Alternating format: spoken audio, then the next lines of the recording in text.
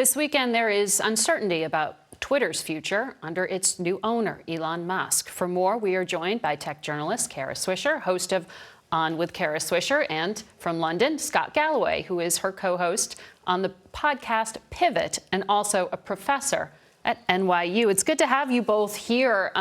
Big weekend. Yes. Last night, Elon Musk, Kara, put Donald Trump, the former president, back on Twitter. Yeah. He had been suspended after January 6th. Permanently. He went and he founded his own social media company, Truth Social. And according to filings, he has a 6-hour exclusive. He can only post there, not on Twitter. Yeah. So what does lifting the ban on his use of Twitter actually do? Nothing. I mean, he's been posting, people have been posting his truths, I think that's what they're called, on Twitter already, and it gets out anyway. So he has, he's got these contractual obligations to this company that is not doing great. And I think he can't resist, and he'll probably go full Twitter at some point. But I don't think it makes any difference. Plus, he's the former president, so it doesn't quite hit quite as hard. So I think the juice is a little bit out of his power on that platform. We'll see. Well, he's also, Scott, a presidential candidate, as we learned just a few days ago. He was kicked off of Facebook, Instagram, YouTube after January 6th. Do you think this opens the floodgates, or is this just a gimmick by Elon Musk for PR?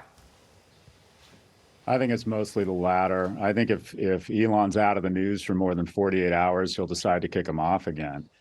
He said that the people had spoken in Latin. I found that this poll, Elon Musk polls on Twitter are more for support than illumination. He ran a similar poll to see whether or not he should sell Tesla stock, and it ended up he'd already filed to sell those shares. So I think these polls are mostly a gimmick, and I would argue the people haven't spoken. The GRU has spoken. Twitter Russian has become, intelligence, you mean? 100%. Twitter has become a playground for bad actors and fake bots. This poll is meaningless. This decision is meaningless. But you had predicted earlier that Twitter could collapse. We've seen thousands of employees either get fired or walk off the job. Do you stand by that? Well, Twitter will survive, and even if it doesn't, let's keep in mind it's not a national treasure. We would all be just fine if Twitter went away. But I think when you see this sort of wholesale firing and the way in which he's gone about firing that creates this type of resentment, I easily see the site going down. I think we should do a head of lettuce test versus when the site goes down.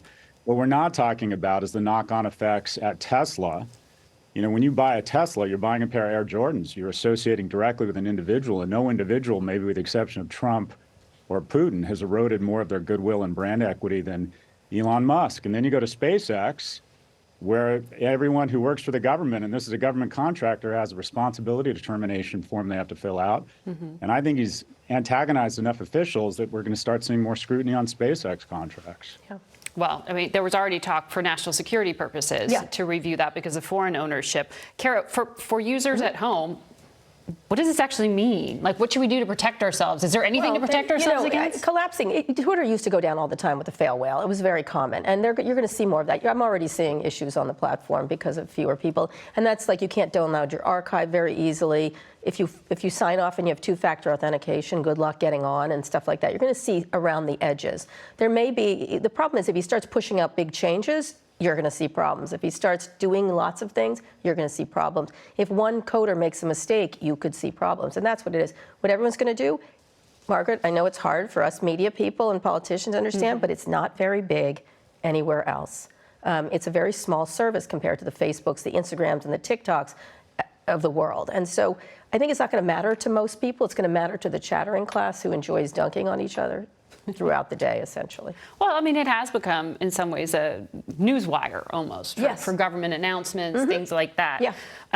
Scott, I also want to ask you about this stunning fall we saw this week of the founder of FTX, this cryptocurrency exchange, 30-year-old billionaire Sam Bankman-Fried, top Democratic donor. He's known in this town. Justice Department, SEC, CFTC are all now investigating. What exactly happened here?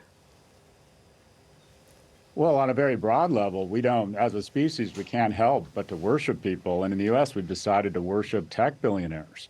And they don't fall under the same scrutiny, including a 30-year-old MIT graduate who we're all hoping is kind of the next Jesus and doesn't need a board of directors or doesn't need any sort of regulatory scrutiny. And as a result, in about 24 hours, you had the immolation of $34 billion in capital. And that has literally taken a medium-sized city, and everyone in that city on Tuesday has $10,000, and the next day they have zero. So this will bring in warranted scrutiny. It's more spectacle than significant because the entire crypto market now is $800 billion, and Amazon has shed over $1 trillion.